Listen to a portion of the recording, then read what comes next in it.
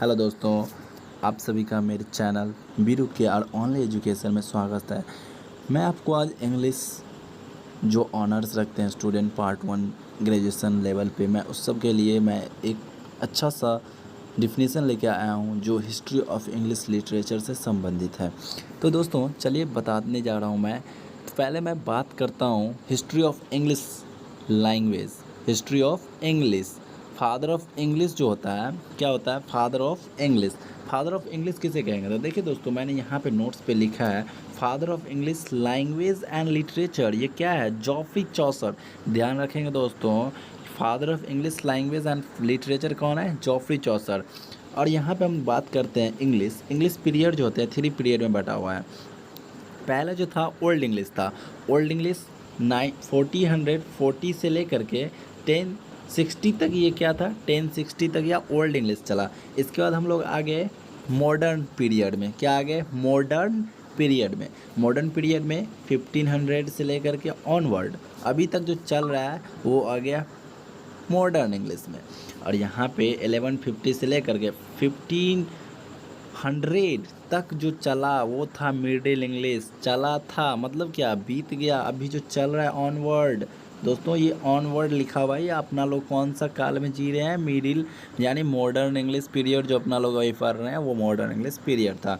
Novel की बात करते हैं तो novel birth place was England. इसका जन्म कहाँ हुआ था? इंग्लैंड में हुआ था। ये 18th सेंचुरी और 1740 पे ध्यान देंगे। 1740 में इसका आविष्कार हुआ था, तो इसको हम ध्यान में रखेंगे, कभी ऑब्जेक्टिव में क्वेश्चन आता है 1740।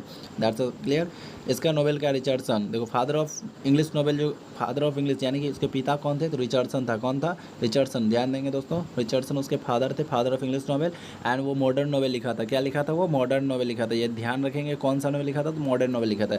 और जिसका फर्स्ट नोवेलिस्ट जो थी वो थी पमीला, वाज इज फर्स्ट नोवेल। पमीला जो था वो फर्स्ट नोवेलिस्ट थी। सेकेंड में आया हेनरी फील्डिंग। कौन आया? हेनरी फील्डिंग, वो था सेकेंड नोवेलिस्ट। और उसने लिखा क्या? तो टॉम जॉनसन। देखो टॉम जॉनसन, इस सब को सारे को नोट करेंगे अच्छे से, ठीक है दोस्तों। सेकेंड पे आते हैं है ओलिवर गोल्ड स्मिथ है। कौन है? Oliver Goldsmith. ये poet, dramatic, essayist and novelist. ये Oliver Goldsmith a poet, dramatic, essayist and novelist. He wrote क्या था? He wrote vicar, the vicar of Wakefield. ये विकर ऑफ वैकफील्ड लिखा था। इसमें फीमेल नोवेलिस्ट की आप बात करते हैं। ये तो मेल नोवेलिस्ट के बारे में बता देते हैं, अब फीमेल नोवेलिस्ट के बारे में बताते हैं। फीमेल नोवेलिस्ट में आई एना रेडक्लिफ। कौन आई? एना रेडक्लिफ। सेकेंड में आई जॉन ऑस्टेन। क्या आई? जेन ऑस्टेन। अब देखिए एना रेडक्लिफ के बारे में बताते हैं।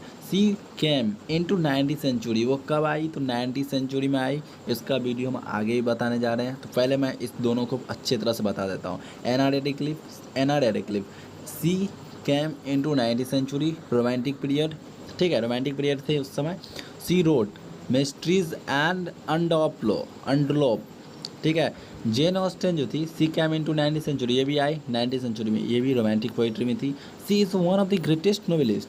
वो नोवेलिस्ट में वो एक ग्रेटेस्ट नोवेलिस्ट थी। Okay, that's clear. देखिए जेन ऑस्टन के बारे में बताया था। जेन ऑस्टन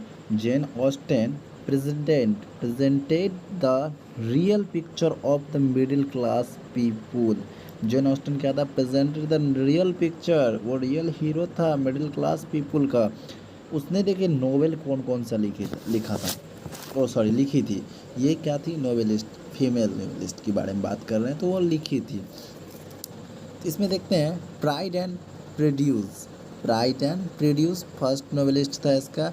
दूसरा में था sense and sensibility, second novel लिखा। थर्ड में था ईमा।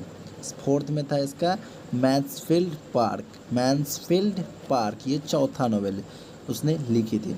चलिए दोस्तों, ये नोवेल के बारे में तो अच्छे से मैंने जानकारी दे दी। अगले क्वेश्चन नेक्स्ट क्लास मैं आपको 19th सेंचुरी में जो आया हुआ था, 19th सेंचुरी, मैं उसके बारे में डिटेल से समझाऊंगा। नेक्स्ट वीडियो के लिए धन्यवाद, और ऐसे ही मेरे चैनल को देखते रहें और सब्सक्राइब कर दीजिए प्लीज़, अभी तक नहीं किए हैं तो।